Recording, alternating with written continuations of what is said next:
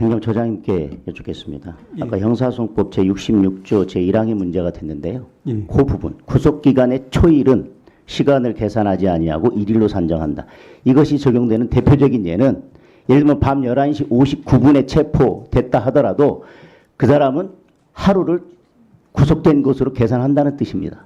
구속기간의 초일이 이 조문이 적용되는 대표적인 것은 피의자나 피고인을 이익을 위해서 초일은 시간이 얼마가 됐든 하루 구속된 걸로 계산한다는 의미입니다. 그때 적용되는 조문이 66조 제1항입니다. 그리고요. 문헌의 의미를 넘어서면 안 된다. 그거에 대해서 저희가 지난번에 형사소송법 제10조에 대해서 질문했을 때 형사소송법 제110조에 이렇게 되어 있습니다. 군사상 비밀을 요하는 장소는 그 책임자의 승낙 없이는 압수 또는 수색할 수 없다. 근데 지금은 체포, 수색영장이 발부되기 때문에 수색을 하는데 왜 110조를 적용하지 말라고 하느냐라고 했을 때 처장님께서 그렇게 말씀하셨어요. 문헌은 그렇습니다만은 대인적 처분인 체포에 관해서 수색할 때는 이것을 적용하지 않는다라고 문헌에도 불구하고 그렇게 해석하는 견해가 있습니다라고 그때 말씀하셨어요. 예. 문헌에도 불구하고 즉 형사소송에 관한 법문을 해석할 때는 그것이 명확하지 않을 때는 피고인의 이익으로 해석해서 인권 보장한다고 하는 것이 형사소송의 이념이고 그것이 최고의 가치입니다. 견해는 다를 수 있지만 지기현 판사가 이번에 구속 취소에 관해서 그런 형사소송의 이념을 바탕으로 가장 엄격한 해석을 했다라는 게 처장님의 답변이시죠. 그와 같이 저희들은 이해하고 있습니다. 자, 그리고 처장님 지금 계속해서 시간 계산한 것만 가지고 계속 오늘 논의를 하는데요. 예. 저는 논점이 잘못됐다고 생각합니다. 구속 취소 사유 중에서 시간 계산만 문제된 것이 아니라요. 구속 취소 결정에 보면 이 부분을 문제 삼고 있습니다. 저는 이게 훨씬 더 중요한 문제고 이 문제가 남아있기 때문에 법원으로서는 자칫 위법한 구속이 될 수 있기 때문에 최종적인 대법원 판단이 있을 때까지는 일단 구속을 취소하고 재판을 진행하는 게 맞다라고 판단한 것이라고 생각합니다. 결정문에 뭐라고 되어 있냐. 공수처법 등 관련 법령은 관련 범죄의 요건을 갖추기 위해 필요한 인지 절차 및 직접 관련성, 수사처와 검찰청, 수사처 검사와 검사의 형사 절차상 지위와 관련된 사항들, 특히 구속기간의 배분 등에 관한 세부적 사항이나 신병 인치 절차 등에서는 명확하게 규정하고 있지 않다. 여기에는 수사권 문제도 사실 문제가 포함되어 있는 것입니다.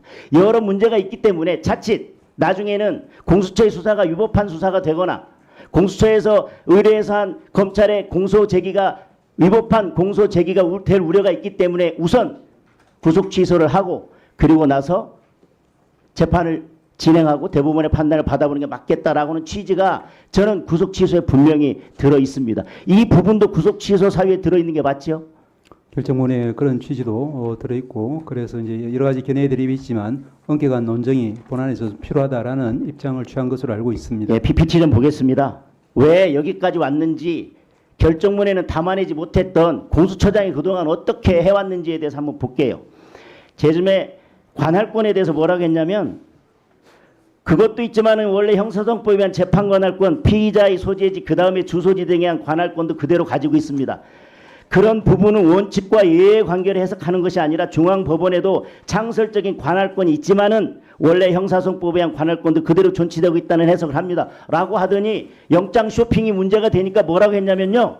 31조 본문에 의해 관할권이 생기지 않고 형사소송법에 따라 토지 관할권에만 의합니다. 중앙지방법원에 관할권이 있었던 것 그리고 12월 30일 대통령 체포영장을 청구할 당시에는 서부지법 외에는 관할이 없었습니다라고 갑자기 답변을 바꿔요. 그런데 12월 9일 밤 법사위에 나와서 제가 정확하게 영장이 기각된 사실을 알렸습니다. 그랬는데 그때 중앙지방법원에 청구했다가 대통령에 대한 영장이 기각됐다는 내용은 전혀 없어요. 오히려 그날 법원 행정처장은 뭐라고 하셨냐면 이것이 수사에 그치는 게 아니라 전국적으로는 공소제기 절차의 적법성이나 또 증거 능력의 문제로까지 이어지기 때문에 저희 사법부로서도 아주 중요한 문제로 생각을 하고 있습니다라고 이미 이 부분에 대한 경고를 했습니다. 그리고 제가 관할에서 계속 문제를 삼았더니 특위에서 뭐라고 했냐면요. 눈을 동그랗게 뜨고 저한테 반문했습니다. 그러면 체포영장 청구 당시에 중앙지방법원에 관할권이 있습니까? 라고 이야기하고 마치 그 당시에는 관할권이 없는 것처럼 됐지만 공보민 김용현 전 국방부 장관에 대해서 이미 체포영장 청구 전에 서울중앙지방법원에 공소 제기됐기 때문에 공범에 대해서 처장님이 해석하는 형사소송의 일반 원칙으로 돌아가고 공수처법이 적용되지 않는다 하더라도 관할은 있었어요. 그러니까 여지껏 계속해서 영장 청구하고 체포영장 청구하면서 영장 쇼핑하고 꼼수를 썼으면서 자꾸 아니라고 하면서 위법한 이런 것들을 계속 해왔기 때문에 저는 그런 부분들이 문제되고 있고요. 하나만 형사 말씀드릴게요. 재판에서도 문제가 될 것입니다. 하나만 말씀드리겠습니다. 지금 김용현 피고인 같은 경우에 구금 장소가 서울 동부지법 관할인 동부구치소였습니다. 그래서 그가 뭐 지금 체포되었다고 해서 관할이 자동적으로 생긴다는 것은 그런 부분에 대해서 잘못 알고 하는 말씀이시고 지금 네 지금 수사 어쨌든 지금 의원님께서 말씀하시는 지금 관할에 대해서는 예, 그러면은 다음번에는 저한테 그 묻지 않으시는 게 좋겠습니다. 예. 잠깐만요. 저 공소장님 1분간 답변 못한 거 하세요.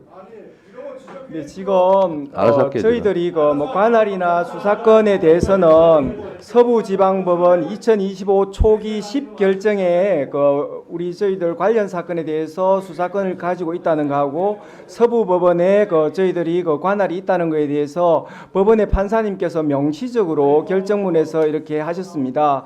지금 정치 공세 정도는 모르지만 지금 법사위에서 특히 지금 질문하시는 분이 부장판사까지 하셨고 또 법조인이신데 지금 서부법원의 관할을 자꾸 문제 삼는 것 자체가